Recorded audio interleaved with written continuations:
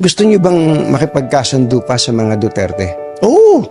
Ako, ayoko ng gulo. Gusto ko makasundo sa lahat ng tao. Mas maganda, marami na akong kaaway. Hindi ko kailangan ng kaaway. Kailangan ko kaibigan.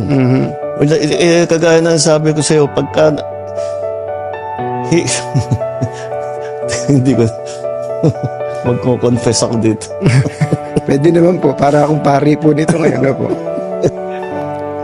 Ewan ko, kahit hanggat maaari, ako, ang habol ko ay yung stability, peaceful, para magawa namin yung trabaho namin. Kaya ako, laging akong bukas sa ganyan. I'm always open to any approach na, alika, magtulungan tayo. Diba? Kahit hindi tayo magkasundo sa polisiya, hindi tayo magkasundo. Gawin niyo yung trabaho, pero huwag na tayong nanggugulo. Huwag na natin, tanggalin natin yung gulo.